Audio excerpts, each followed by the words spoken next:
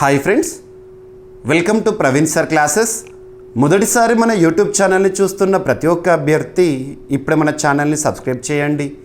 ఈ వీడియో కనుక నచ్చినట్లయితే లైక్ చేయండి. మీ ఫ్రెండ్స్ అందరికీ, పోటీ పరీక్షలకు ప్రిపేర్ అవుతున్న ప్రతి ఒక్క ఆస్పిరెంట్కి ఈ వీడియో లింక్ని షేర్ చేయండి.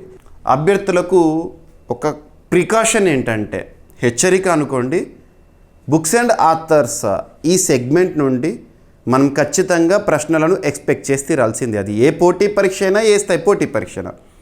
మరి వార్తలు నిలిచిన పుస్తకానికి సంబంధించి ఏ పాయింట్స్ని గుర్తుపెట్టుకోవాలి, ఎలాంటి జాగ్రత్తలు పాటించాలంటే, ఫస్ట్ ఆ బుక్ యొక్క కవర్ పేజ్ చూడండి. ఏదైతే వార్తలు ఇచ్చిన పుస్తకం ఉంటుందో, రీసెంట్గా విడుదలైన పుస్తకమే కానివ్వండి, లేదా ఎప్పుడో విడుదలైన పుస్తకము ఈరోజు ఏదైనా వివాదాస్పదంగా నిలిచిన, లేదా ఏదైనా పురస్కారం గెలుచుకున్నా కూడా ఇంపార్టెంటే. కవర్ పేజ్ చూడండి. కవర్ పేజ్ పైన ఆ బుక్ నేము ఏ లాంగ్వేజ్లో ఉంటే అదే లాంగ్వేజ్లో గుర్తుపెట్టుకోండి. దయచేసి ఎట్టి పరిస్థితిలో కూడా ట్రాన్స్లేషన్ చేయకండి. ట్రాన్స్లేషన్ ఎర్రర్స్ కారణంగా ఈ సెగ్మెంట్లో మనము మార్క్స్ కోల్పోయే ప్రమాదం ఉంది. ఇక వార్తలు నిలిచిన పుస్తకము the constitution is my home పుస్తకావిష్కరణ మే 2026లో జరిగింది. మరి ఈ పుస్తకం యొక్క కవర్ పేజ్ చూడండి. పుస్తకం పేరు గుర్తుంచుకోవడంతో పాటు ట్యాగ్లైన్ కూడా గుర్తుపెట్టుకోండి. The constitution is my home, conversations on a life in law అనేది పుస్తకం యొక్క పేరు. లేదంటే సింపుల్గా గుర్తుపెట్టుకోండి, the constitution is my home. రచయిత ఎవరు అంటారు? రచయిత వచ్చేసేసి ఇందిరా జయసింగ్ గారు. తనకు ఈ రచనలో సహకారం అందించిన వ్యక్తి పేరు ఏంటంటే రితు మీనన్ గారు. కానీ మీరు ఖచ్చితంగా గుర్తుపెట్టుకోవాల్సిన పేరు ఏంటంటే ఇందిరా జయసింగ్. వీలైతే రెండు పేర్లు గుర్తుంచుకోండి, రితు మీనన్ పేరు కూడా. మరి కాన్స్టిట్యూషన్, రాజ్యాంగం సంబంధించి దేశంలోని అత్యున్నత చట్టం మన రాజ్యాంగం. రాజ్యాంగం అనేది న్యాయ వ్యవస్థలో లేదా కోర్టుల్లో కనిపించే ఒక పుస్తకం మాత్రమే కాదు. అటువంటి రాజ్యాంగం అనేది ఎంత గొప్పదంటే, మనకు హక్కుల గురించి ప్రస్తావిస్తుంది, ప్రభుత్వానికి ఇచ్చే అధికారాల గురించి ప్రస్తావిస్తుంది, ప్రభుత్వ ఏర్పాటు నిర్మాణం గురించి ప్రస్తావిస్తుంది. ఇలా రాజ్యాంగం యొక్క గొప్ప విషయాలను, గొప్పతనాన్ని మనకు తెలియజేయాలనే ఉద్దేశంతో ఇందిరా జయసింగ్ గారు తను న్యాయ వ్యవస్థలో లేదా న్యాయశాస్త్రంలో గుర్తింపు పొందిన ఒక మహిళ, మాజీ అడిషనల్ సోలిసిటర్ జనరల్.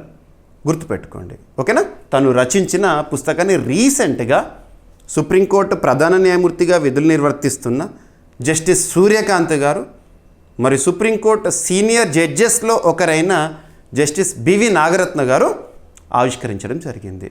సో అలా ఈ పుస్తకం న్యూస్లో ఉంది, ఓకేనా? సో సీనియర్ న్యాయవాది ఇందిరా జయసింగ్ రీతు మీనన్తో కలిసి, అంటే సహరచయిత పేరు, the constitution is my home పుస్తకాన్ని రచించారు. ఈ పుస్తకాన్ని సుప్రీంకోర్టు న్యాయమూర్తులు జస్టిస్ సూర్యకాంత్ గారు, సుప్రీంకోర్టులో 53వ ప్రధాన న్యాయమూర్తి, మరియు సీనియర్ మోస్ట్ జడ్జెస్లో ఒకరు జస్టిస్ బివి నాగరత్న గారు సంయుక్తంగా ఆవిష్కరించారు.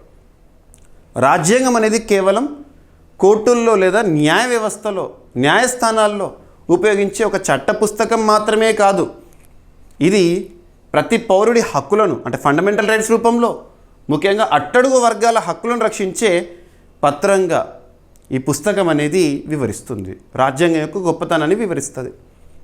ప్రజాస్వామ్యంలో వాక్ స్వాతంత్రము, భిన్నాభిప్రాయాల గౌరవం మరియు న్యాయరంగంలో మహిళా సాధికారత ప్రాముఖ్యతను ఈ పుస్తకం ప్రస్తావిస్తుంది. రాజ్యాంగ విలువలు, సమానత్వం, న్యాయం మరియు ప్రజాస్వామ్య హక్కులపై ఈ పుస్తకం దృష్టి సారిస్తుంది. ఇక ఇందిరా జయసింగ్ గారి యొక్క ప్రత్యేకత, తనకు సంబంధించి ఒక సూపర్లేటివ్ వర్డ్, 2009 సంవత్సరంలో భారతదేశంలో తొలి అడిషనల్ సోలిసిటర్ జనరల్. తను 2009లో భారత తొలి మహిళ అడిషనల్ సోలిసిటర్ జనరల్గా ఇందిరా జయసింగ్ గారు చరిత్రలో నిలిచారు. మొట్టమొదటి మహిళ అడిషనల్ సోలిసిటర్ జనరల్. కామన్గా మరీ అడిషనల్ సోలిసిటర్ జనరల్స్ పేర్లు కూడా గుర్తుంచుకోవాలంటే అవసరం లేదు, వార్తల్లోకి వచ్చారు కాబట్టి చెప్తున్నాను. మీరు అటార్నీ జనరల్ గురించి గుర్తుంచుకోండి, ఎందుకంటే రాజ్యాంగబద్ధ పదవి ఆర్టికల్ 76 ప్రకారము అటార్నీ జనరల్ పరిధిలో పనిచేసే సోలిసిటర్ జనరల్ వరకు ఓకే. తుషార్ మెహతా గారి గురించి మీరు చూస్తూ ఉంటారు. కానీ అడిషనల్ సోలిసిటర్ జనరల్స్ గురించి, అడిగే అవకాశాలు తక్కువ. కాకపోతే నేను ఇక్కడ ఆథర్గా ఇందిరా జైసింగ్ గారి పేరును ప్రస్తావించాను, ఖచ్చితంగా గుర్తుపెట్టుకోండి. మహిళలపై గృహహింస నిరోధక చట్టం, డొమెస్టిక్ వైలెన్స్ యాక్ట్ 2005 అని చెప్తాం కదా, ఆ చట్టం రూపకల్పనలో కీలక పాత్ర పోషించిన వ్యక్తి ఇందిరా జైసింగ్ గారు. రాజ్యాంగ న్యాయం, మానవ హక్కులు మరియు మహిళా హక్కుల పరిరక్షణలో ప్రముఖులు, న్యాయవాదిగా గుర్తింపు పొందారు. ఓకేనా, రైట్. అడిషనల్ సోలిసిటర్ జనరల్ పదవి అంటే ఏంటి? భారత ప్రభుత్వం తరపున కోర్టుల్లో వాదించే సీనియర్ న్యాయాధికారి. అటార్నీ జనరల్, ఆ తర్వాత సోలిసిటర్ జనరల్, ఆ తర్వాత అడిషనల్స్. ఓకేనా. సో గృహహింస నిరోధక చట్టం ఏంటి అండ్ సుప్రీంకోర్టు సంబంధించిన బేసిక్ పాయింట్స్. ఏదైనా ఒక టాపిక్ని మనం నేర్చుకునేటప్పుడు ఆ టాపిక్లో భాగంగా బేసిక్ పాయింట్స్ అన్నిటిపైన కూడా క్లారిటీ ఉండాలి. కరెంట్ అఫైర్స్ కోణంలో 100% సాధించడంతో పాటు జనరల్ స్టడీస్లో కూడా మనం మ్యాక్సిమం స్కోర్ చేయగలుగుతాం. ఈ విధమైన స్ట్రాటజీతో మీ ప్రిపరేషన్ కనుక కొనసాగించినట్లయితే. ఓకేనా, ఎనఫ్. ఇక ఒక పుస్తకం రీసెంట్గా న్యూస్లో ఉంది. భారత తొలి ఒలింపిక్ హాకీ స్వర్ణంపై పుస్తకావిష్కరణ. ఇక్కడ చూడండి, సూపర్లేటివ్. మొట్టమొదటి హాకీ స్వర్ణం ఒలింపిక్లో మనం ఏ సంవత్సరంలో సాధించాం? చరిత్రలోకి వెళ్ళండి, 1928. ఇటువంటి పాయింట్స్ పైన పోటీ పరీక్షలు అడుగుతున్నారు, జీకే పాయింట్ ఆఫ్ వ్యూలో అడుగుతున్నారు. మరి ఆ మధుర జ్ఞాపకాలు ఎప్పుడైనా సరే మొదటిసారి ఒక గొప్పదనాన్ని, ఒక గొప్పని మనం పొందాము అంటే మన జీవితాంతం గుర్తుండిపోతుంది. డేట్స్ కానివ్వండి, ఇయర్స్ కానివ్వండి. అలా హాకీ అంటేనే మనకు గుర్తుకొచ్చే వ్యక్తి మేజర్ ధ్యాన్ చంద్. తన పేరిటే ప్రస్తుతం భారతదేశంలో క్రీడల్లో అత్యున్నత పురస్కారం మేజర్ ధ్యాన్ చంద్ ఖేల్ రత్న పురస్కారాన్ని ఇస్తున్నాము. హాకీలో గొప్పవాడు మేజర్ ధ్యాన్ చంద్ అనే పదం చిన్నది వాస్తవానికి. గొప్పవాడు అనే పదం కూడా తన విషయంలో చిన్నదే. సో అంటే అర్థం చేసుకోండి, అతిశయోక్తి కాదు. హాకీ చరిత్రలోనే గొప్ప వ్యక్తిగా. మరి 1928లో భారత హాకీ తొలి స్వర్ణాన్ని గెలుపొందిన ఆ మధుర జ్ఞాపకాలను పుస్తక రూపంలో రీసెంట్గా విడుదల చేయడం జరిగింది. Sports related book. సో పుస్తకం పేరు చూడండి, ఇండియాస్ ఫస్ట్ ఒలింపిక్ గోల్డ్. ఒలింపిక్లో స్వర్ణం అంటే మామూలు విషయం కాదు. మనం 1928లోనే మొదటిసారి సాధించినాము. మరి ఈ పుస్తకాన్ని ఎవరు రచించారు అంటే కె అరుముగం గారు రచించారు. ఈ పుస్తకానికి ముందు మాట ఫోర్వర్డ్, మన ఏదైనా పుస్తకం చూస్తే ముందు మాట ప్రముఖులతో రాపిస్తాం కదా, అలా ఫోర్వర్డ్ ఎవరు రాశారంటే పిటి ఉషా గారు. ఓకేనా. Hockey triumph at Amsterdam. Amsterdam అంటే నెదర్లాండ్స్, అక్కడే మనం స్వర్ణాన్ని గెలుచుకున్నాము. ఓకేనా. ఈ పుస్తకాన్ని రీసెంట్గా లాంచ్ చేయడం జరిగింది. భారత ఒలింపిక్ సంఘం అధ్యక్షురాలు, భారత ఒలింపిక్ సంఘం చరిత్రలోనే మొట్టమొదటి మహిళా అధ్యక్షురాలు పిటి ఉషా గారు. పిల్లవులకు కానీ తెక్క వెరంబులు ఉషా అని చెప్పేసి మనం చదువుకునే వాళ్ళం చిన్ననాటి పుస్తకాల్లో. మరియు హాకీ ఇండియా అధ్యక్షుడు ప్రస్తుతం ఎవరున్నారు? దిలీప్ తిర్కే గారు ఈ పుస్తకాన్ని ఆవిష్కరించారు. India's Olympic gold hockey triumph at Amsterdam పుస్తకాన్ని న్యూఢిల్లీలో ఆవిష్కరించారు. May 2026 అని గుర్తుంచుకోండి. ఈ పుస్తకాన్ని ప్రముఖ హాకీ చరిత్రకారుడు కె అరుముగం రచించగా స్టిక్ టు హాకీ ప్రచురించింది. సో ప్రచురణ సంస్థ, పబ్లిషింగ్ హౌస్ ఇది. 1928లో నెదర్లాండ్స్లోని ఆమ్స్టర్డామ్ ఒలింపిక్స్లో భారత పురుషుల హాకీ జట్టు సాధించిన తొలి ఒలింపిక్ స్వర్ణ పతకానికి 98 సంవత్సరాలు పూర్తయిన సందర్భంగా ఈ పుస్తకాన్ని విడుదల చేశారు. 1928 ఒలింపిక్ ఫైనల్లో నెదర్లాండ్స్ని ఓడించి, అంటే హోమ్ టీంని ఓడించి భారత్ సాధించిన చారిత్రక విజయాన్ని ఈ పుస్తకము వివరిస్తుంది. హర్వీందర్ సింగ్, జగ్బీర్ సింగ్, జఫర్ ఇక్బాల్, అశోక్ కుమార్ తదితర హాకీ దిగ్గజాలు ఈ కార్యక్రమానికి హాజరయ్యారు. ఈ పుస్తక ఆవిష్కరణకు సంబంధించి భారత హాకీ చరిత్రపై కె అరుముగం రచించిన 16వ పుస్తకం ఇది. ఓకేనా, రైట్. భారత హాకీ ఒలింపిక్ ఆధిపత్యానికి నాంది పలికిన చారిత్రక ఘట్టాలను ఈ గ్రంథం ప్రతిబింబిస్తుంది.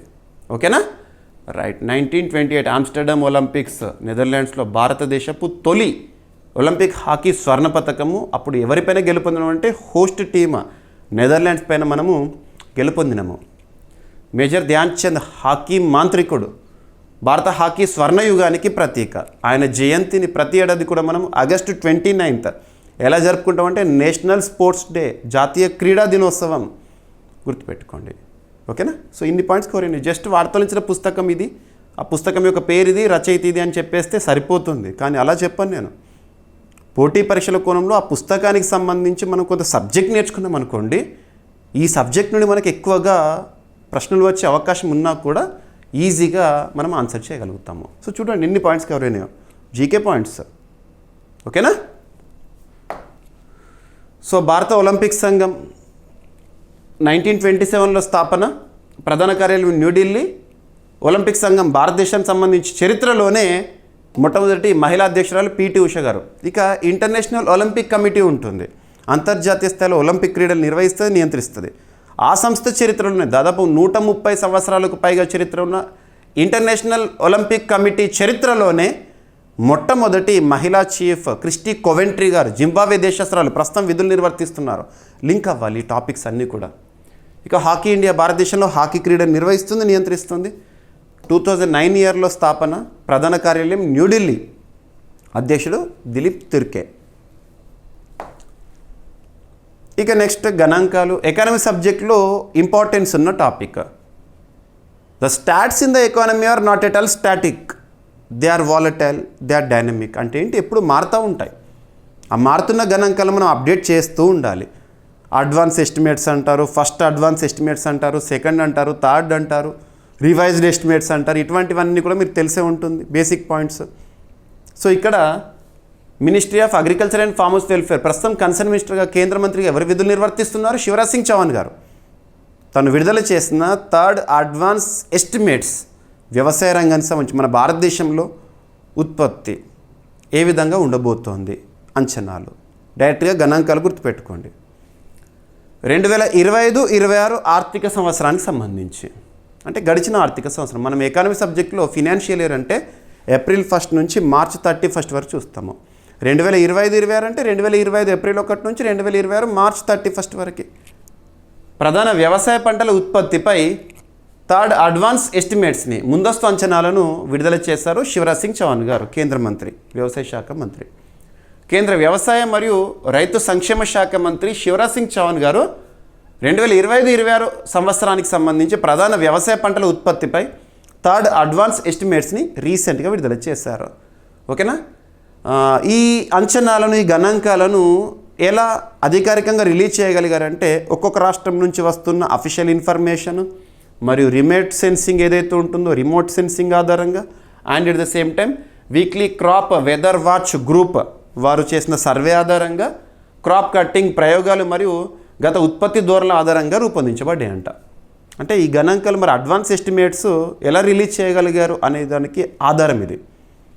ఇక చూస్తే ఈ పాయింట్స్ ఇంపార్టెంట్. దేశంలో టోటల్గా ఆహార ధాన్యాల ఉత్పత్తి గడిచిన ఆర్థిక సంవత్సరం 2025-26 ఆర్థిక సంవత్సరంలో ఎంతగా ఉంటుందని అంచనా వేస్తున్నారంటే 376.563 మిలియన్ టన్స్ అంట మొత్తం ఆహార ధాన్యాల ఉత్పత్తి అంచనా వేయబడింది.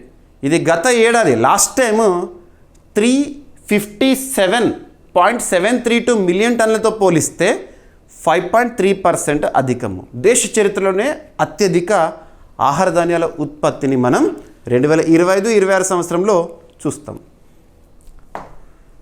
ఇక వరి ఉత్పత్తి, ప్యాడీ 154.024 మిలియన్ టన్నుల రికార్డు స్థాయికి చేరనుందంట. గోధుమ ఉత్పత్తి 120.657 మిలియన్ టన్నులుగా అంచనా వేస్తున్నారు. ఇది గత ఏడాది అంతకుముందు 2024-25 ఫినాన్షియల్ ఇయర్తో పోలిస్తే 2.29% అధికమంట. మొత్తం నూనె గింజల ఉత్పత్తి 43.059 మిలియన్ టన్స్గా అంచనా వేయబడింది. ప్రధాన నూనె గింజల ఉత్పత్తి వేరుశనగ విషయానికి వస్తే గ్రౌండ్నట్ అంటాం కదా మనం, 13.07 million tons, soybean 12.59 million tons, ఆవాలు 13.76 మిలియన్ టన్స్. ఇక కమర్షియల్ క్రాప్స్ ఉంటాయి కదా, వాణిజ్య పంటలు. ప్రధాన వాణిజ్య పంటల ఉత్పత్తి అంచనాలు కనుక చూస్తే చెరుకు, షుగర్ కేన్ 500.063 మిలియన్ టన్స్, పత్తి 29.024 మిలియన్ బేల్స్, పత్తిని బేల్స్లో చూస్తాం మనం. ఓకేనా? నెక్స్ట్ జనుము 9.176 మిలియన్ బేల్స్. జనపనార, గోల్డెన్ ఫైబర్ అనగానే మీకు హుగ్లీ రివర్ బేసిన్ గుర్తుకు రావాలి. సో ఈ గణాంకాలను ఒకటికి 2 సార్లు చూడండి. ఆప్షన్స్లో ఇస్తారు ఎగ్జామినేషన్లు, ఎలాగో చూసి గుర్తుపట్టండి. ఓకేనా? సో ఈ విధంగా మనము చూడాల్సి ఉంటుంది. వార్తల్లో నిలిచిన గణాంకాలు ఎకానమీ సబ్జెక్ట్లో భాగంగా చాలా ఇంపార్టెన్స్ ఉన్న పాయింట్స్ ఇవి. ఓకేనా? అండ్ ఇంకొకటి ఏంటంటే, ఎవరు విడుదల చేస్తారు, ఏ విధంగా, ఏ సమాచారం ఆధారంగా అధికారికంగా విడుదల చేస్తారు, ఈ పాయింట్స్ పైన ఫోకస్ చేయండి. ఓకేనా?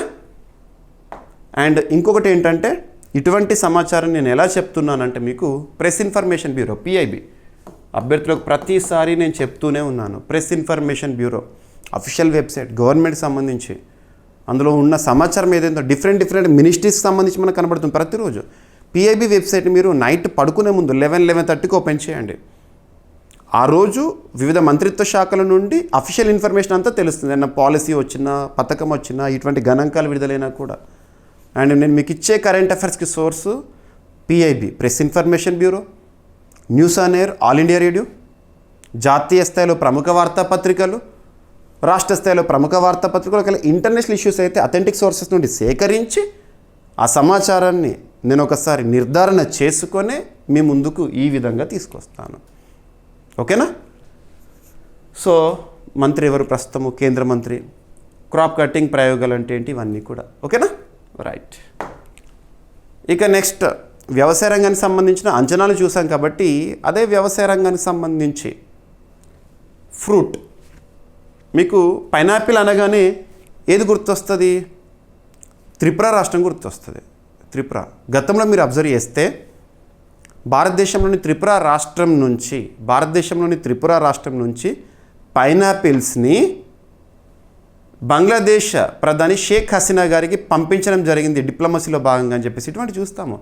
మ్యాంగోస్ని పంపడం, ఇటువంటి మనం అబ్జర్వ్ చేస్తూ ఉంటాము. Pineapple GI tagged product Tripura రాష్ట్రంలో. అటువంటి ఈశాన్య ప్రాంతంలో ఈ పైనాపిల్ని ప్రోత్సహించడం కోసం ఒక ప్రత్యేకమైన కార్యక్రమము మిషన్ క్వీన్ పైనాపిల్. ముఖ్యంగా గుర్తుపెట్టుకోవాల్సిన రాష్ట్రం Tripura. So Tripura GI tag కలిగిన క్వీన్ పైనాపిల్ కోసం మిషన్ క్వీన్ పైనాపిల్ని ప్రారంభించారు. మినిస్ట్రీ ఆఫ్ నార్త్ ఈస్టర్న్ అంటే ఈశాన్య రాష్ట్రాల అభివృద్ధి మంత్రిత్వ శాఖకి ప్రస్తుతం కన్సర్న్ మినిస్టర్గా జ్యోతిరాదిత్య సింధియా గారు ఉన్నారు. తనే మినిస్ట్రీ ఆఫ్ కమ్యూనికేషన్స్ కూడా కన్సర్న్ మినిస్టర్. వారు ఈ మిషన్ని ప్రారంభించారు. ఈశాన్య ప్రాంత అభివృద్ధి శాఖ కేంద్ర మంత్రి మిషన్ క్వీన్ పైనాపిల్ కార్యక్రమాన్ని ప్రారంభించారు. ఈ కార్యక్రమం త్రిపురకి ప్రత్యేక గుర్తింపు పొందిన GI ట్యాగ్ కలిగిన క్వీన్ పైనాపిల్ని ప్రోత్సహించేందుకు రూపొందించబడింది. పైనాపిల్ ఉత్పత్తి, ప్రాసెసింగ్, మార్కెటింగ్ మరియు విలువ ఆధారిత ఉత్పత్తుల అభివృద్ధికి సమగ్ర వ్యవస్థను ఏర్పాటు చేయడం దీని లక్ష్యం అంట. దేశీయ మరియు అంతర్జాతీయ మార్కెట్లలో క్వీన్ పైనాపిల్కి ప్రీమియం అవకాశాలను కల్పించడంపై దృష్టి సారిస్తుంది. పైనాపిల్ ఆకులను వ్యర్థాలుగా వదిలివేయకుండా విలువ ఆధారిత ఉత్పత్తులుగా మార్చి రైతులకు అదనపు ఆదాయం కల్పించనుంది. ఈ కార్యక్రమం 2026-27 రెండవ త్రైమాసికం నుంచి 2028-29 నాలుగవ త్రైమాసికం వరకు 3 సంవత్సరాల పాటు అమలు చేయబడుతుందంట. డైరెక్ట్ గుర్తుంచుకునే పాయింట్, ఎక్కడైతే కాన్సెప్ట్ ఇంపార్టెంట్ అక్కడ మీకు మ్యాక్సిమం కాన్సెప్ట్ని ఎక్స్ప్లెనేషన్ ఇస్తాను. రైతుల ఆదాయం, వ్యవసాయ ప్రాసెసింగ్ మరియు గ్రామీణ జీవనోపాధి అభివృద్ధికి ఇది దోహదపడుతుంది. సో మిషన్ క్వీన్ పైనాపిల్ గుర్తుపెట్టుకోండి. GI ట్యాగ్ మీకు ఏ చట్టం ఆధారంగా ఈ ప్రత్యేకమైన గుర్తింపిస్తారు? 1999 GI goods registration and protection act 1999. భారతదేశంలో మొట్టమొదటి GI ట్యాగ్డ్ ప్రోడక్ట్ ఏంటి? డార్జిలింగ్ టీ. ఇవన్నీ మీకు ఆల్రెడీ చాలాసార్లు చెప్పాను. అండ్ ఇటువంటి GI ట్యాగ్డ్ ప్రోడక్ట్స్, అగ్రికల్చరల్ ప్రోడక్ట్స్ని వివిధ దేశాలకు ఎగుమతి చేయడం అనగానే మీకు అప్పుడే గుర్తొస్తుంది. Agriculture and processed foods exports development authority under ministry of commerce. Link అవ్వాలి ఇవన్నీ టాపిక్స్ నేను చెప్పినవి. సో క్వీన్ పైనాపిల్ త్రిపురకు చెందిన GI ట్యాగ్ కలిగిన ఒక పండు. పైనాపిల్ ఫ్రూట్ తీయదనం, సువాసన, తక్కువ పీచు గుణాలకు ఇది ప్రసిద్ధి. చాలా బాగుంటుంది.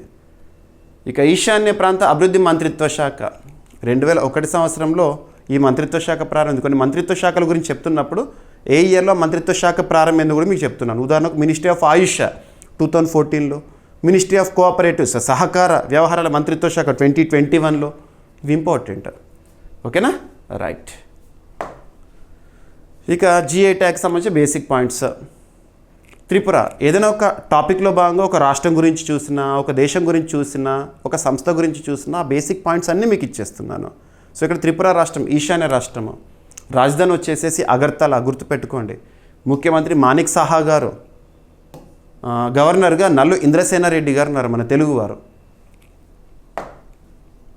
ఇక నెక్స్ట్ కరెంటు పాలిటీలో భాగంగా అర్థం చేసుకోవాల్సిన ఒక అంశము, మనం రీసెంట్గా ఏడీఆర్ రిపోర్ట్స్ గురించి తరచూ వార్తల్లో చూస్తున్నాం. ఏడీఆర్, సో ఏడీఆర్ వారు విడుదల చేసిన ప్రాంతీయ రాజకీయ పార్టీల ఆదాయం వ్యయంకి సంబంధించిన గణాంకాలు. ఏడీఆర్ 1999 ఇయర్లో స్థాపన, ముఖ్యంగా భారతదేశంలో ట్రాన్స్పరెంట్ ఎలక్షన్స్ కోసము లేదా రాజకీయ పార్టీల్లో అవినీతి తగ్గుదల కోసము చాలా గణాంకాలను రిలీజ్ చేస్తూ ఉంటుంది, అవగాహన పెంచుతుంది ప్రజల్లో. సో పక్కన పెడితే, సో ఇక్కడ గణాంకాలు మాత్రం మీరు గుర్తుపెట్టుకోండి. ఏడీఆర్ రిపోర్ట్స్ పైన ప్రిలిమ్స్ పాయింట్ ఆఫ్ వ్యూలో క్వశ్చన్స్ వస్తాయి అని బలంగా చెప్పలేము, కానీ మెయిన్స్ సబ్జెక్ట్, మీరు మెయిన్స్ విషయానికి వస్తే ఉదాహరణకి యూపీఎస్సీ సివిల్స్ మెయిన్స్ కానివ్వండి, గ్రూప్ 1 మెయిన్స్ కానివ్వండి, మీరు డిస్క్రిప్టివ్ ఆన్సర్స్ రాస్తారు కదా, అక్కడ రాజకీయ పార్టీల గురించి కానివ్వండి, ఎన్నికల గురించి కానివ్వండి, క్రిమినలైజేషన్ ఆఫ్ పాలిటిక్స్ గురించి కానివ్వండి క్వశ్చన్ అడిగారు అనుకోండి, రీసెంట్ ఏడీఆర్ రిపోర్ట్స్ నుండి గణాంకాలు రాశారనుకోండి, మీకు మ్యాక్సిమం స్కోర్ వస్తుంది. So recent updates prelims point of వ్యూలో తక్కువనే, కాకపోతే ఎలా అడుగుతారు, బేసిక్ పాయింట్స్ అడుగుతారు. Association for democratic reforms ADR నివేదిక ప్రకారం 36 ప్రాంతీయ రాజకీయ పార్టీల మొత్తం ఆదాయము, భారతదేశంలోని 36 ప్రాంతీయ రాజకీయ పార్టీల మొత్తం ఆదాయం, రీజనల్ పార్టీస్ ఉంటాయి కదా వాటికి సంబంధించి 1192.94 కోట్ల రూపాయలంట. మొత్తం వ్యయం 1433 కోట్ల రూపాయలు. సో ఆదాయం కంటే వ్యయం ఎక్కువ ఉంది. ఈ పార్టీలు తమ ఆదాయం కంటే 241 కోట్ల రూపాయలు అంటే 20.13% ఎక్కువగా ఖర్చు చేసినాయంట. దేశంలోని 67 ప్రాంతీయ పార్టీల్లో ఎన్నికల సంఘానికి ఆడిట్ నివేదికలు సమర్పించిన 36 పార్టీల వివరాల ఆధారంగా ఈ విశ్లేషణ చేసింది ఏడీఆర్. అత్యధిక ఆదాయం పొందిన ప్రాంతీయ పార్టీగా తెలుగుదేశం 228.31 కోట్ల రూపాయలతో మొదటి స్థానంలో నిలిచింది. తర్వాత తృణమూల్ కాంగ్రెస్ 219.35 కోట్ల రూపాయలతో, వైఎస్ఆర్ కాంగ్రెస్ పార్టీ 140.38 కోట్ల రూపాయలు, భారత రాష్ట్ర సమితి గతంలో టీఆర్ఎస్ 123.67 కోట్ల రూపాయలు, బిజు జనతాదళ్ 110.13 కోట్ల రూపాయలు. ఓకేనా. ఆల్ ఇండియా అన్నా ద్రవిడ మున్నేట్ర కజగం ఏఐడిఎంకే 86 కోట్ల రూపాయలు, జనసేన 64 కోట్ల రూపాయలు ఉన్నాయట ఇందులో. తెలుగుదేశం పార్టీకి సభ్యత్వ రుసుములు చందాల ద్వారా 120.03 కోట్ల రూపాయలు, స్వచ్ఛంద విరాళాల ద్వారా 85.20 కోట్ల రూపాయలు, డిపాజిట్లపై వడ్డీ రూపంలో 23.02 కోట్ల రూపాయలు వచ్చినాయి. ఓకేనా. సో ప్రతి ప్రాంతీయ పార్టీకి ఎంత వచ్చినాయి, ఎంత ఖర్చు చేస్తారు, ఇవన్నీ అవసరం లేదు. నేను చెప్పిన బేసిక్ పాయింట్స్ ఏవైతే ఉన్నాయో ఫస్ట్ లేలో అవి చూస్తే సరిపోతుంది. ఓకేనా. Right. So association for democratic reforms స్థాపన 1999 ఇయర్, న్యూఢిల్లీ కేంద్రంగా పనిచేస్తోంది. లక్ష్యం ఎన్నికల పారదర్శకత మరియు ప్రజాస్వామ్య సంస్కరణ కోసం ఉద్దేశించబడింది. భారత ఎన్నికల సంఘము, ఎలక్షన్ కమిషన్ ఆఫ్ ఇండియా రాజ్యాంగబద్ధ సంస్థ, దేశంలోని అత్యున్నత చట్టమైన రాజ్యాంగంలో ఆర్టికల్ 324 ఆధారంగా పనిచేస్తుంది. ప్రస్తుతం జ్ఞానేష్ కుమార్ గారు chief election commissioner, 1+2 body election commission of India. ఇక నెక్స్ట్ ఐఐటీస్కి సంబంధించి అభ్యర్థులకు మరొకసారి చెప్తున్నాను, రెగ్యులర్గా రిపీటెడ్గా వార్తల్లో కనిపిస్తున్న అంశాలు ఏవైతే ఉంటాయో వాటిపైన ప్రత్యేక శ్రద్ధను చూపండి. ఉదాహరణకు చెప్పాలంటే వార్తలు ఇచ్చిన సూచనల గురించి, విన్యాసాల గురించి, వాల్కనోస్ గురించి, ఐఐటీస్ గురించి అండ్ ఎట్సెట్రా రెగ్యులర్గా వార్తల్లోకి వస్తున్నాయి కాబట్టి వాటి నుండి ఒక ప్రశ్నను మనం చూసే అవకాశం ఉంటుంది పోటీ పరీక్షల్లో. అలా ఐఐటీస్కి ఇంపార్టెన్స్ ఎప్పటి నుండి పెరిగింది అంటే ముఖ్యంగా కరోనా విపత్కర పరిస్థితుల కాలం నుంచి, కరోనా 2020, 2021 ఆ సంవత్సరం నుంచి ఐఐటీస్ యొక్క ఇన్నోవేషన్స్ అద్భుతంగా చూస్తున్నాం మనము. ఒక మాటలో చెప్పాలంటే భారతదేశానికి పరిమితమైన ఐఐటీలు విశ్వవ్యాప్తమవుతున్నాయి. విదేశీ క్యాంపస్లు మన ఐఐటీ క్యాంపస్లు ఏర్పాటవుతున్నాయి.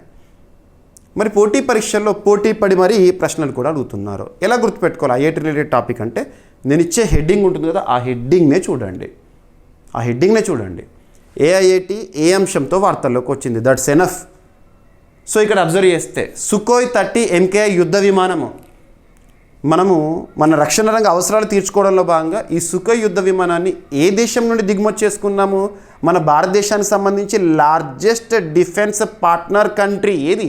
రష్యా నుండి మనం దిగుమతి చేసుకున్న సుఖోయ్ 30 MKI యుద్ధ విమానం సంబంధించి నిర్వహణ కోసం ఐఐటి బాంబేతో ఎవరు ఒప్పందం తీసుకున్నారంటే మన త్రివిధ దళాల్లో ఒకటైన ఇండియన్ ఎయిర్ ఫోర్స్. త్రివిధ దళాలు ఏంటి? Indian army, Indian navy, Indian air force. గుర్తుపెట్టుకోండి. ఇండియన్ ఎయిర్ ఫోర్స్కి ప్రస్తుతం చీఫ్గా ఎయిర్ మార్షల్ ఏపీ సింగ్ గారు ఉన్నారు. ఇండియన్ ఆర్మీకి ఉపేంద్ర ద్వివేది గారు ఉన్నారు. ఇండియన్ నేవీకి దినేష్ కే త్రిపాఠి గారు ఉన్నారు. తను ఈ మంత్ ఎండ్ రిటైర్ అవుతున్నారు. తన స్థానంలో కృష్ణస్వామినాథన్ గారు వస్తారు.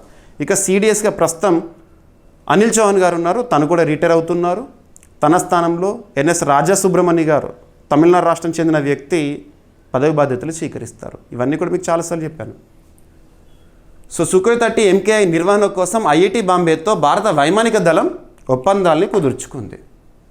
భారత వైమానిక దళం 2026 మే 27న సుఖోయ్ 30 MKI యుద్ధ విమానాల నిర్వహణ కోసము ఐఐటి బాంబేతో 3 ఒప్పందాలు కుదుర్చుకుంది. ఈ ఒప్పందాలు ప్రోగ్నోస్టిక్ మరియు ప్రిస్క్రిప్టివ్ నిర్వహణ వ్యవస్థల అభివృద్ధికి సంబంధించింది. ఈ వర్డ్స్ కూడా అవసరం లేదు, సింగిల్ నెల గుర్తుపెట్టుకోండి. త్రివిధ దళాల్లో ఒకటి ఇండియన్ ఎయిర్ ఫోర్స్ ఒప్పందాన్ని కుదుర్చుకుంది ఐఐటి బాంబేతో. ఏ విషయంలో అంటే సుఖోయ్ 30 MKI యుద్ధ విమానాల నిర్వహణ కోసం. That's enough. ఓకేనా? Right. So Sukhoi 30 MKI, so ఇది డ్యూయల్ ఇంజన్ బహుళ ప్రయోజన యుద్ధ విమానము. రూపకల్పన రష్యా. భారతదేశంలో దీనికి సంబంధించిన తయారీ సంస్థ హిందుస్థాన్ ఏరోనాటిక్స్ లిమిటెడ్ HAL. ఇక్కడ బెంగళూరు కేంద్రంగా పనిచేస్తుంది. 1940లో ఏర్పడింది రక్షణ రంగ పరిధిలో. కోట రవి గారు రీసెంట్గా ఈ సంస్థకి చీఫ్గా బాధ్యతలను స్వీకరించారు. ప్రధాన వినియోగదారు భారత వైమానిక దళము. ఓకేనా? ఇక హిందుస్థాన్ ఏరోనాటిక్స్ లిమిటెడ్ 1940 బెంగళూరు. ఓకేనా? రైట్. ఇక నెక్స్ట్ ఒప్పందం, వార్తల్లో నిలిచిన ఒప్పందం. ఒప్పందాల గురించి పోటీ పరీక్షల కోణంలో ఎలా గుర్తుపెట్టుకోవాలంటే ఏ సంస్థలు ఆ ఒప్పందంపై సంతకం చేసినాయి, ఉద్దేశం ఏంటి? That's enough. భారత్లో అధునాతన గ్లాస్ సబ్స్ట్రేట్ తయారీకి ఒడిషా రాష్ట్ర ప్రభుత్వం ఒప్పందం కుదుర్చుకుంది అమెరికాకు చెందిన సంస్థతో. ఆ సంస్థ పేరేంటి? అందులో భాగంగా ఈ గ్లాస్ సబ్స్ట్రేట్ తయారీ కేంద్రాన్ని ఎక్కడ ఏర్పాటు చేస్తున్నారు? ఈ గణాంకాలు, ఈ పాయింట్ చూస్తే చాలు. ఒడిషా ప్రభుత్వం. ఒడిషాలో ప్రస్తుతం బీజేపీ అధికారంలో ఉంది. మోహన్ చరణ్ మాజీ గారు ముఖ్యమంత్రిగా విధులు నిర్వర్తిస్తున్నారు.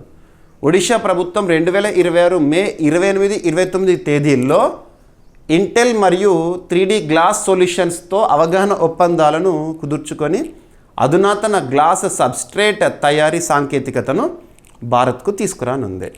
ఈ ప్రాజెక్ట్ ఖోర్దా జిల్లాలోని భువనేశ్వర్ సమీపంలోని ఇన్ఫో వ్యాలీలో ఏర్పాటు చేయబడుతుందంట. ఇది సెమీకండక్టర్ ప్యాకేజింగ్ మరియు గ్లాస్ ఆధారిత అధునాతన సమీకరణ సాంకేతికతపై దృష్టి సారిస్తుంది. ఈ ప్రాజెక్టుకి 2025 ఆగస్టులో ఇండియా సెమీకండక్టర్ మిషన్ కింద ఆమోదం లభించింది. సో భారతదేశంలో సెమీకండక్టర్ మిషన్ 2021 ఏ మంత్రిత్వ శాఖ పరిధిలో? Ministry of electronics and information technology. ప్రస్తుతం కన్సర్న్ మినిస్టర్ కేంద్ర మంత్రి అశ్విని కుమార్ వైష్ణవ్ గారు. అమెరికాకు చెందిన 3D గ్లాస్ సొల్యూషన్ సంస్థ తన భారత అనుబంధ సంస్థ ద్వారా దీనిని అమలు చేస్తుందంట. మొత్తం ప్రాజెక్ట్ వ్యయము 1943.53 కోట్ల రూపాయలు. ఇందులో 799 కోట్ల రూపాయలు కేంద్ర ప్రభుత్వ మద్దతు, 399.5 కోట్ల రూపాయలు రాష్ట్ర ప్రభుత్వ మద్దతు ఉన్నాయి. కృత్రిమ మేధస్సు, హై పర్ఫార్మెన్స్ కంప్యూటింగ్, రక్షణ ఎలక్ట్రానిక్స్, తదుపరి తరం టెలికాం వ్యవస్థలకు ఇది ఉపయోగపడుతుంది. వాణిజ్య ఉత్పత్తి 2028 ఆగస్టు నుంచి ప్రారంభం కానుందంట. ఇండియా సెమీకండక్టర్ మిషన్ ఏ ఇయర్ అని అడుగుతారు, గుర్తుపెట్టుకోండి. సెమీకండక్టర్ ప్యాకేజింగ్, ఎలక్ట్రానిక్ చిప్లను రక్షించి వినియోగానికి సిద్ధం చేసే ప్రక్రియ. ఓకేనా? So right. ఒడిషాకి సంబంధించిన బేసిక్ పాయింట్స్. రాజధాని భువనేశ్వర్, ముఖ్యమంత్రిగా అక్కడ మోహన్ చరణ్ మాజీ గారు ఉన్నారు, గవర్నర్గా హరిబాబు ఖమ్మంపాటి గారు. ఇక నెక్స్ట్ ఇన్వెస్టర్స్ సపోర్ట్ పోర్టల్. ఒక పోర్టల్, వార్తలు ఇచ్చిన పోర్టల్స్ గురించి మరియు డిజిటల్ ప్లాట్ఫామ్స్ గురించి, పాలసీస్ గురించి, పథకాల గురించి ఖచ్చితంగా పోటీ పరీక్షలో ప్రశ్నలు వస్తాయి. ఇక్కడ అబ్జర్వ్ చేస్తే ఈ పోర్టల్ పేరు గుర్తుంచుకోండి, ఎందుకోసం ఉద్దేశించబడింది, ఏ మంత్రిత్వ శాఖ వారు ప్రారంభించారు. ఎనఫ్ 3 పాయింట్లు. ఫస్ట్ ఏంటి, పోర్టల్ పేరు. Investors support portal. Investors support portal ఎవరు ప్రారంభించారు? Ministry of electronics and information technology మంత్రిత్వ శాఖ వారు. ప్రస్తుతం కన్సర్న్ మినిస్టర్ ఎవరు? అశ్విని కుమార్ వైష్ణవ్ గారు. ఓకేనా? దీని యొక్క ఉద్దేశం ఏంటి? సో చూడండి, ఇన్వెస్టర్స్ అంటే పెట్టుబడిదారులు, వాళ్ళకు సపోర్ట్, వాళ్ళకు కావాల్సిన సమాచారం కానివ్వండి, వాళ్ళకు కావాల్సిన సేవలను అందించడం కోసం కానివ్వండి ఉద్దేశించబడిన ఒక portal, online portal. India semiconductor machine launches investors support portal to is semiconductor investments. Semiconductor రంగంలో పెట్టుబడులను ఈజీ లేదా సులభతరం చేయడం కోసం. ఒకప్పుడు సెమీకండక్టర్స్ అనే పదం వినగానే మనకు ఒకే దేశం గుర్తొచ్చేది ప్రపంచమంతా కూడా, తైవాన్ దేశం. కొన్నేళ్ల కింద, ఒక 5-6 ఏళ్ల కింద తైవాన్ మొనోపొలీ. సెమీకండక్టర్స్ అంటేనే ప్రపంచంలో మోర్ దాన్ 95% తైవాన్ ఉండే. అటువంటిది మన భారతదేశంలో 2021 ఇయర్లో సెమీకండక్టర్ మిషన్ ప్రారంభించుకున్నాము. మన దేశానికి కావాల్సిన స్వదేశీ పరిజ్ఞానంతో చిప్ల తయారీ, రానున్న రోజుల్లో ఎగుమతి పైన కూడా ఫోకస్ చేస్తున్నాము. ఇదంతా కూడా ఓకేనా?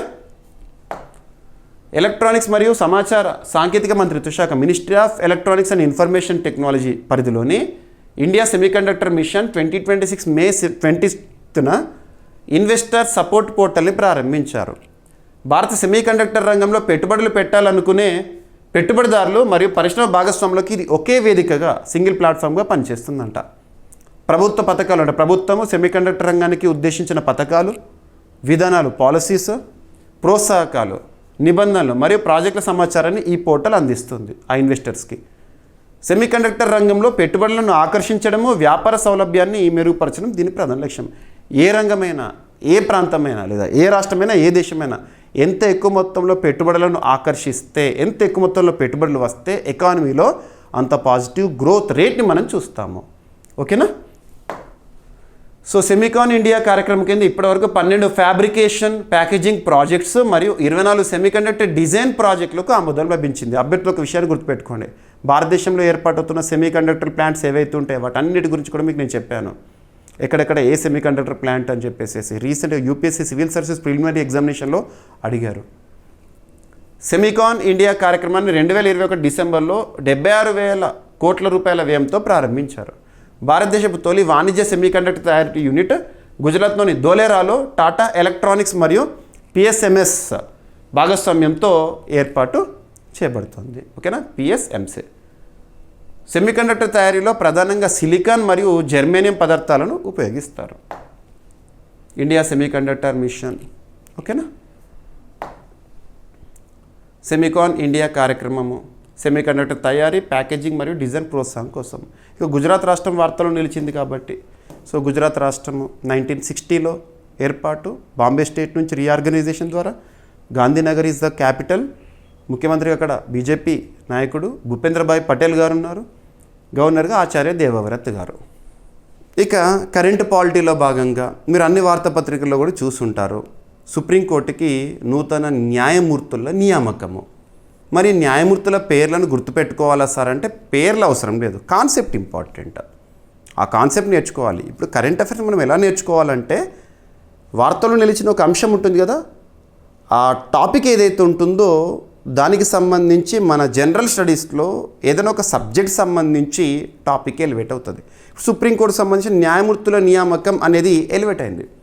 పోటీ పరీక్షలో దీనిపైన క్వశ్చన్ అడుగుతారు, గుర్తుపెట్టుకోండి. కరెంట్ అఫైర్స్ని ఒక సబ్జెక్ట్గా కాకుండా, ఒక సింగిల్ సబ్జెక్ట్గా కాకుండా జనరల్ స్టడీస్లో భాగంగా ఒక్కొక్క సబ్జెక్ట్ వైజ్గా వస్తున్న అప్డేటెడ్ ఇన్ఫర్మేషన్గా నేర్చుకోండి. ఖచ్చితంగా మీకు కరెంట్ అఫైర్స్ కోణంలో 100% సాధించడంతో పాటు జనరల్ స్టడీస్లో మ్యాక్సిమం స్కోర్ చేస్తారు. ఇక్కడ అబ్జర్వ్ చేస్తే ఫస్ట్ కాన్సెప్ట్ నేర్చుకుందాము. సుప్రీంకోర్టుకి సంబంధించి దేశంలోని అత్యున్నత చట్టమైన రాజ్యాంగంలోని 5వ భాగం అనగానే మీకు ఏం గుర్తొస్తుంది? ఒక సూపర్లేటివ్ వర్డ్ గుర్తొస్తుంది. The largest part in Indian constitution. అతిపెద్ద భాగం రాజ్యాంగంలో అనగానే ఆర్టికల్ బ్రాకెట్ గుర్తుంచుకోవాలి. ఆర్టికల్ 52 నుండి 151 వరకు చూస్తాము. కేంద్ర ప్రభుత్వం, యూనియన్ గవర్నమెంట్ అనే టాపిక్. అందులో భాగంగా జ్యుడిషియరీ గురించి ఆర్టికల్ 124 నుండి 147 వరకు నేర్చుకుంటాము. అందులో ఆర్టికల్ 124 వెరీ వెరీ ఇంపార్టెంట్ సుప్రీంకోర్టుకి సంబంధించి రాజ్యాంగబద్ధము. ఆర్టికల్ 124 ఇయర్ వచ్చేసేసి 1950 జనవరి మంత్లో సుప్రీంకోర్టు స్థాపనని మనం చూసాము.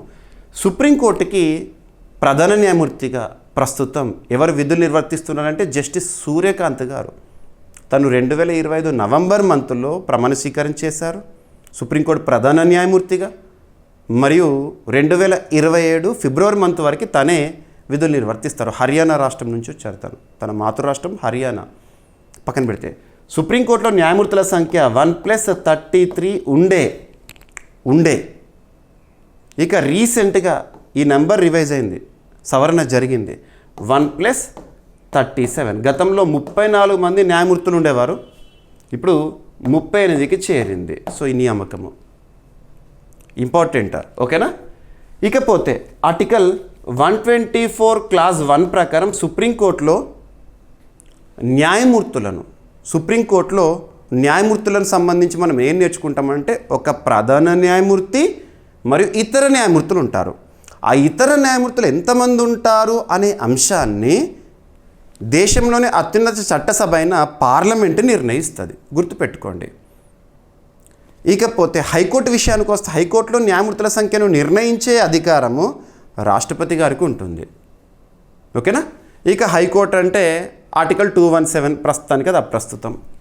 ఇక ఆర్టికల్ 124 క్లాజ్ 2 ప్రకారము సుప్రీంకోర్టులో న్యాయమూర్తులను నియమించే అధికారము రాష్ట్రపతికి ఉంటుంది.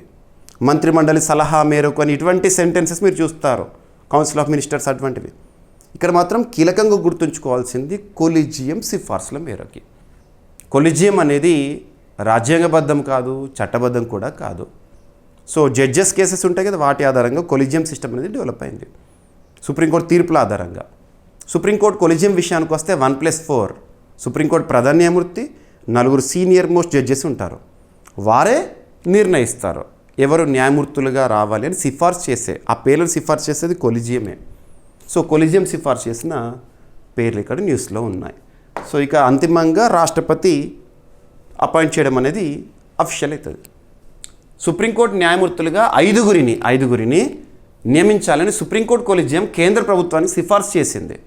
ప్రస్తుతం న్యాయశాఖ మంత్రిగా అర్జున్ రామ్ మేఘవాల్ గారు ఉన్నారు కేంద్ర మంత్రిగా. ప్రధాన న్యాయమూర్తి జస్టిస్ సూర్యకాంత్ గారి నేతృత్వంలోని కొలీజియం 2026 మే 22 మరియు 27 తేదీల్లో సమావేశమై ఈ నిర్ణయం తీసుకుంది. 4 హైకోర్టు ప్రధాన న్యాయమూర్తులు మరియు ఒక సీనియర్ న్యాయవాదిని సిఫార్సు చేయడం జరిగింది, ఓకేనా. సో ఇక్కడ వాళ్ళ పేర్లను కూడా మీకు మెన్షన్ చేయడం జరిగింది. డైరెక్ట్గా చెప్తాను చూడండి. Justice Sheel Nagu Punjab and Haryana high court ప్రధాన న్యాయమూర్తి, తను ఇప్పుడు సుప్రీంకోర్టులో న్యాయమూర్తిగా వస్తున్నారు. ఇక justice S Chandrashekhar Bombay high court ప్రధాన న్యాయమూర్తి. జస్టిస్ సంజీవ్ సచ్దేవా మధ్యప్రదేశ్ హైకోర్టు ప్రధాన న్యాయమూర్తి. Justice Arun Palli Jammu Kashmir and Ladakh high court ప్రధాన న్యాయమూర్తి. వీళ్ళందరూ ఇప్పుడు ఎక్కడికి వస్తారు? సుప్రీంకోర్టులో 1+37 అన్నాను కదా, ఆ 37లో వస్తూ ఉంటారు. ఇక నెక్స్ట్ సుప్రీంకోర్టులో ప్రస్తుతం పనిచేస్తున్న ఒక సీనియర్ న్యాయవాది వి మోహన గారు, తను కూడా సుప్రీంకోర్టులో న్యాయమూర్తిగా నియమితులవ్వడం జరిగింది. ప్రస్తుతం సుప్రీంకోర్టులో తీసుకుంటే ప్రధాన న్యాయమూర్తితో కలిసి 32 మంది న్యాయమూర్తులు ఉన్నారు. వీరు కాకుండా ఇప్పుడు వీళ్ళ నియామకం అనేది ఇంకా ఫైనల్ కావాలి, సిఫార్సు చేసింది కొలీజియం అంతే. రాష్ట్రపతి గారు ఎలాగూ ఆ సిఫార్సుని యాక్సెప్ట్ చేస్తారు. వచ్చే నెలలో అంటే జూన్ నెలలో 2 న్యాయమూర్తులు పదవి విరమణ చేస్తారు సుప్రీంకోర్టులో. ఇక సుప్రీంకోర్టు గరిష్ట అనుమతించిన బలం ప్రధాన న్యాయమూర్తితో కలిపి 38 మంది. 1+37 రీసెంట్గా రాష్ట్రపతి గారు ఆర్డినెన్స్ని విడుదల చేశారు. ఆర్డినెన్స్ అంటే తాత్కాలిక చట్టం, ఆర్టికల్ 123 మీకు ఐడియా ఉంటుంది. సో ఆర్డినెన్స్ ఏంటంటే supreme court number of judges amendment ordinance 2026 enough. So subject link చేసుకోండి ఎనఫ్. ఈ విధంగా ఈ పేర్ల పైన ఎగ్జామినేషన్లో అడగరు, కాకపోతే కాన్సెప్ట్ పైన మాత్రం తప్పనిసరిగా మనం ప్రశ్నలను ఎక్స్పెక్ట్ చేసి తీరాల్సిందే. ఈ విధంగా చదవండి. సో వార్తలు ఇచ్చిన అంశాన్ని సబ్జెక్ట్ లింక్ చేసుకోండి ఎనఫ్, ఓకేనా. సుప్రీంకోర్టు కొలీజియం వ్యవస్థ ఉన్నత న్యాయస్థానాల న్యాయమూర్తుల నియామకం మరియు బదిలీలకు సంబంధించిన వ్యవస్థ ప్రధాన న్యాయమూర్తి మరియు సీనియర్ న్యాయమూర్తులతో కూడి ఉంటుంది. 1+4 అని గుర్తుంచుకోండి. ఇక సుప్రీంకోర్టు విషయానికి వస్తే బేసిక్ పాయింట్స్, ఓకేనా, రైట్. ఇక నెక్స్ట్ సుప్రీంకోర్టు ఇచ్చిన ఒక తీర్పు గురించి చూద్దాము. ఒక తీర్పు దేనికి సంబంధించి అంటే ఎలక్షన్ కమిషన్ ఆఫ్ ఇండియా ఇటీవల కాలంలో కొన్ని రాష్ట్రాల్లో నిర్వహించిన సర్ పైన ఎలక్షన్ కమిషన్ ఆఫ్ ఇండియాకి అసలు సార్ అధికారం ఎక్కడిది అని బీహార్కి సంబంధించి ఒక కేసు పడింది. సో ఇక్కడ అబ్జర్వ్ చేస్తే సార్ అంటే ఏంటి, స్పెషల్ ఇంటెన్సివ్ రివిజన్. ఎన్నికల వ్యవస్థలో సంస్కరణలు రావాలి, ఇది ఒక సంస్కరణే. ముఖ్యంగా ఫేక్ ఓట్లు ఉంటాయి కదా, వాటిని తొలగించడానికి మంచి సంస్కరణ ఇటీవల మనము బీహార్లో చూసాము, వెస్ట్ బెంగాల్లో చూసాము. సార్ రానున్న రోజుల్లో అన్ని రాష్ట్రాలు చేస్తామని ఎలక్షన్ కమిషన్ ఆఫ్ ఇండియా చెప్పింది. ఇక్కడ ఎలక్షన్ కమిషన్ ఆఫ్ ఇండియా అనేది రాజ్యాంగబద్ధంగా ఏర్పాటైంది. దేశంలోని అత్యున్నత చట్టమైన రాజ్యాంగంలోని పార్ట్ 15లో ఆర్టికల్ 324 నుండి 329 వరకు ఎన్నికల నిర్వహణ గురించి మీరు నేర్చుకుంటారు. అందులో article 324 election commission of India is constitutional body, 1+2 బాడీగా ప్రస్తుతం పనిచేస్తోంది. ఓకేనా? సో ఇక్కడ అబ్జర్వ్ చేస్తే ఓటర్ల జాబితా ప్రత్యేక సమగ్ర సవరణపై ఎలక్షన్ కమిషన్ ఆఫ్ ఇండియాకి అధికారం ఉంటుంది అని సుప్రీంకోర్టు తీర్పు చెప్పింది. సో ఓటర్ల జాబితా ప్రత్యేక సమగ్ర సవరణ నిర్వహించే అధికారం ఎన్నికల కమిషన్కి ఉందని సుప్రీంకోర్టు చెప్పింది. ప్రధాన న్యాయమూర్తి జస్టిస్ సూర్యకాంత్ గారి నేతృత్వంలో ధర్మాసనం ఈ తీర్పుని వెలువరించింది. ఈ ప్రక్రియ స్వేచ్ఛాయుత మరియు నిష్పక్షపాత ఎన్నికలను బలోపేతం చేస్తుందని కోర్టు పేర్కొంది. రాజ్యాంగంలోని ఆర్టికల్ 324 ఇక్కడ ఇంపార్టెంట్, ఎలక్షన్ కమిషన్ ఆఫ్ ఇండియాకి సంబంధించిన అధికారాలు కానివ్వండి కంప్లీట్గా మీరు 324లో చూస్తారు. మరియు రిప్రజెంటేషన్ ఆఫ్ పీపుల్స్ యాక్ట్ అందులోని section 21 class 3 very very very important. ప్రస్తుతం ఎలక్షన్ కమిషన్ ఆఫ్ ఇండియా సర్ని నిర్వహిస్తోంది. మరి ఎలక్షన్ కమిషన్ ఆఫ్ ఇండియాకి ఆ అధికారం ఉంది అని సుప్రీంకోర్టు రీసెంట్గా తీర్పులో చెప్పింది. ఏ చట్టంలోని ఏ సెక్షన్ ఆధారంగా ఎలక్షన్ కమిషన్ ఆఫ్ ఇండియాకి సర్ అధికారం ఉందని సుప్రీంకోర్టు తీర్పు చెప్పింది అంటారు. సో సెక్షన్ 21 క్లాజ్ 3 ఓకేనా, ఎన్నికల సంఘానికి అధికారాలు ఉన్నాయని సుప్రీంకోర్టు స్పష్టం చేసింది. బీహార్లో సర్ ప్రక్రియను సవాలు చేస్తూ దాఖలైన పిటిషన్లపై విచారణ సందర్భంగా ఈ తీర్పు వెలువడిందంట. ఈ ప్రక్రియలో ఎటువంటి చట్టపరమైన లేదా రాజ్యాంగ ఉల్లంఘన జరగలేదని ధర్మాసనం చెప్పింది. ఎనఫ్ ఓకేనా. ప్రస్తుతం ఎలక్షన్ కమిషన్ ఆఫ్ ఇండియాకి లేదా చీఫ్ ఎలక్షన్ కమిషనర్గా జ్ఞానేష్ కుమార్ గారు విధులు నిర్వర్తిస్తున్నారు. ఓటర్ల జాబితా నుంచి పేర్లు తొలగించడం వల్ల వ్యక్తి పౌరుడు కాదని చట్టబద్ధంగా ప్రకటించినట్లు కాదని కోర్టు స్పష్టం చేసింది. ఇప్పుడు సార్ నిర్వహించేటప్పుడు ఏమవుతుంది, ఈ ఓటర్ జాబితా నుండి పేరును తొలగించడం అటువంటివి జరుగుతున్నాయి. ఈ పేరును తొలగించినంత మాత్రాన చట్టబద్ధంగా ఇక మీరు భారత పౌరుడు కాదు అని అనుకోకండి, ఇది ఓట్లకు సంబంధించి అని చెప్పేసి సుప్రీంకోర్టు చెప్తోంది. ప్రజాస్వామ్య విశ్వసనీయ ఓటర్ల జాబితా ఖచ్చితత్వంపై ఆధారపడి ఉంటుందని వ్యాఖ్యానించింది. ఓటర్ల జాబితా ఖచ్చితత్వమే ఈ సర్ ఓకేనా. ఈ ప్రక్రియను కేవలం పరిపాలనా సౌలభ్యం కోసమే చేపట్టారని చెప్పలేమని కోర్టు తెలిపింది. ఎన్నికల విశ్లేషకుడు యోగేంద్ర యాదవ్ ఈ తీర్పుపై స్పందిస్తూ భవిష్యత్తులో ఓటర్ల నిర్ణయాలపై ఆందోళన వ్యక్తం చేశారు. ఇక right. So election commission of India జనవరి 25, 1950 స్థాపన జరిగింది. రాజ్యాంగం అమల్లోకి రాక ఒకరోజు ముందు ఏర్పాటైన రాజ్యాంగబద్ధ సంస్థ ఎలక్షన్ కమిషన్ ఆఫ్ ఇండియా ఓకేనా. ఎన్నికల నిర్వహణ, పర్యవేక్షణ, నియంత్రణ అధికారాలు ఎన్నికల సంఘానికి కల్పిస్తుంది. ఆర్టికల్ 324 ప్రజా ప్రాతినిధ్య చట్టం రిప్రజెంటేషన్ ఆఫ్ పీపుల్స్ యాక్ట్ 1950 ఓటర్ల జాబితాల తయారీ మరియు సవరణకు సంబంధించిన చట్టము ఓకేనా. సుప్రీంకోర్టు సంబంధించి బేసిక్ పాయింట్స్. ఇక నెక్స్ట్ వార్తలు నిలిచిన పథకాలపైన, పాలసీలపైన, పోటీ పరీక్షల్లో మనం ఖచ్చితంగా ప్రశ్నలను ఎక్స్పెక్ట్ చేసి తీరాల్సిందే. చాలామంది ఆస్పిరెంట్స్ ఏమనుకుంటారంటే వార్తలో నిలిచిన పథకం అనగానే లాస్ట్ 6 monthsలోనో 1 yearలోనో మాత్రమే ప్రారంభించబడింది, చూసుకుంటే చాలు ఎగ్జామినేషన్లో అదే ప్రశ్న వస్తుందని అనుకుంటారు. తప్పేం లేదు, దానికి ఫస్ట్ ప్రియారిటీ ఇవ్వండి, వస్తాయి.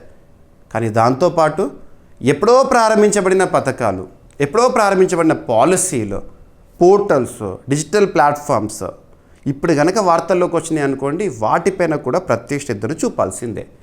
ఎందుకు వార్తల్లోకి వస్తాయంటే ఏదైనా మైల్ స్టోన్ని అచీవ్ అయ్యి కానివ్వండి, లేదా ప్రభుత్వం దానికి సంబంధించి ఏదైనా ప్రకటన చేసినప్పుడు కానివ్వండి, లేదా అందులో బెనిఫిషరీస్ సంఖ్య రివీల్ చేసినప్పుడు కానివ్వండి, ఒక పథకం ఇంకొక పథకంలో మర్జ్ అయినప్పుడు విలీనమైనప్పుడు కానివ్వండి, అలా చూడాలి.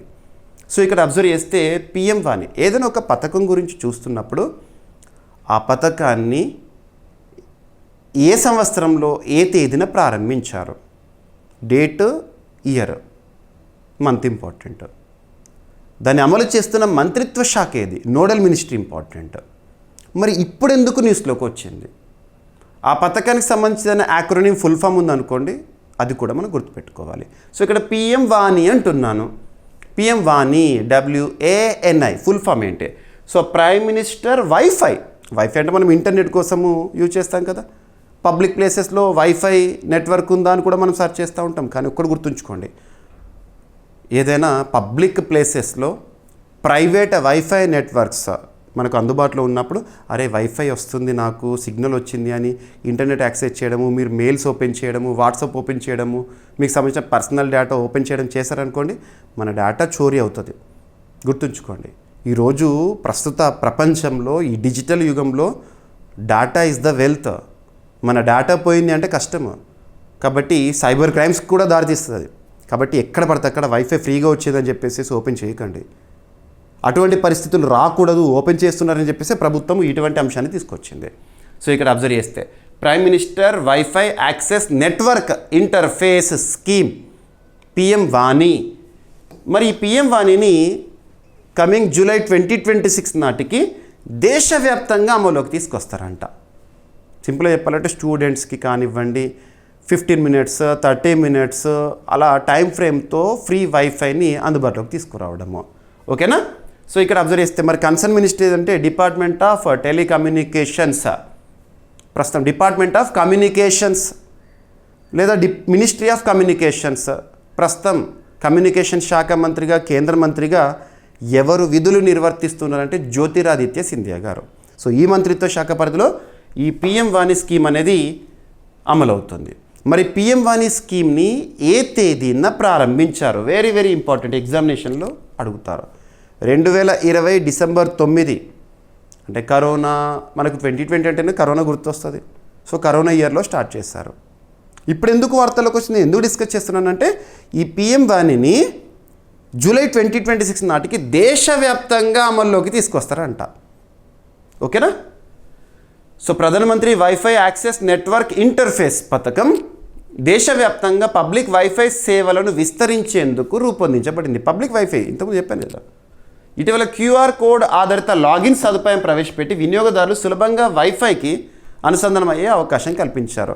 సో నెట్వర్క్ దొరికిందని చెప్పేసి పాస్వర్డ్ ఏంటి ఇవన్నీ అవసరం లేకుండా డైరెక్ట్గా QR కోడ్, క్విక్ రెస్పాన్స్ కోడ్ని పబ్లిక్ ప్లేసెస్లో పోస్ట్ చేస్తారు. దాన్ని స్కాన్ చేసేసి మనం డైరెక్ట్గా నెట్వర్క్ని పొందవచ్చు. ప్రయాణికులు మరియు విద్యార్థుల కోసం 15 నిమిషాలు, 30 నిమిషాలు, 60 నిమిషాల తక్కువ వ్యవధి ఇంటర్నెట్ ప్లాన్లు అందుబాటులోకి తీసుకొచ్చారు. నకిలీ నెట్వర్క్లను నివారించేందుకు అన్ని ప్రభుత్వ మద్దతు కలిగిన వైఫై హాట్స్పాట్లను పిఎం వాణి పేరుతో ఏకీకరించారు. పబ్లిక్ డేటా ఆఫీసెస్ చిన్న దుకాణాలు లేదా సంస్థల ద్వారా వైఫై సేవలను అందిస్తాయి. పబ్లిక్ డేటా ఆఫీస్ అగ్రిగేటర్స్ ఈ PDOల నిర్వహణను పర్యవేక్షిస్తాయంట. ఓకేనా? యాప్ ప్రొవైడర్స్ వినియోగదారులు నెట్వర్క్లను కనుగొని అనుసంధానం చేసేందుకు అవసరమైన యాప్లను అందిస్తారు. ఓకేనా? సో పిఎం వాణి ఎప్పుడు ప్రారంభమైంది, ఏ శాఖ పరిధిలో, ఏ మంత్రిత్వ శాఖ పరిధిలో, ప్రస్తుతం కన్సర్న్ మినిస్టర్ ఎవరు? ప్రతి పాయింట్ నేను ఇచ్చే ప్రతి పాయింట్ చూడండి, ఎగ్జామినేషన్లో యాజ్ ఇట్ ఈజ్ మీకు కనబడుతుంది. రీసెంట్గా మీరు చూసారు కదా UPSC civil services preliminary examination question paper tough అన్నారు చాలామంది, కానీ మనం చెప్పిన కరెంట్ అఫైర్స్ ఆల్మోస్ట్ కవర్ అయిపోయినాయి. ఓకేనా? రైట్. ఇక నెక్స్ట్ పైమానా పోర్టల్. ఈ పోర్టల్ గురించి మనము కరెంట్ అఫైర్స్లో దాదాపు 4-5 టైమ్స్ డిస్కస్ చేసాం ఈ 2026లోనే. పైమానా పోర్టల్ అనగానే గతంలో ఉన్న దేన్ని భర్తీ చేసింది and at the same time ఏ మంత్రిత్వ శాఖ పరిధిలో అమలవుతుంది? Ministry of statistics and programme implementation. PAIMANA full form ఏంటి? ఇవి చూస్తే చాలు. సో ఇక్కడ అబ్జర్వ్ చేస్తే పైమానా పోర్టల్ మౌలిక వసతుల ప్రాజెక్టుల పర్యవేక్షణ బలోపేతం కోసం ఉద్దేశించబడింది. పైమానా పోర్టల్ ద్వారా కేంద్ర రంగ మౌలిక వసతుల ప్రాజెక్టుల పర్యవేక్షణ మరింత బలోపేతమైంది. 2026 ఏప్రిల్ నాటికి సుమారు 43 లక్షల కోట్ల రూపాయల విలువైన 1981 ప్రాజెక్టులను ఈ పోర్టల్ పర్యవేక్షిస్తుంది. మరి ఎప్పుడు ఈ పైమానా పోర్టల్ గురించి ఇప్పుడెందుకు డిస్కస్ చేస్తున్నాను పాతదారి గురించి అంటే ఈ అప్డేట్ 2026 ఏప్రిల్ నాటికి 43 లక్షల కోట్ల రూపాయల విలువైన 1981 ప్రాజెక్టులను ఈ పోర్టల్ పర్యవేక్షిస్తుందంట. పైమానా పూర్తి రూపం అంటే ఫుల్ ఫామ్ ఏంటంటే project assessment infrastructure monitoring and analytics for nation building. పైమానా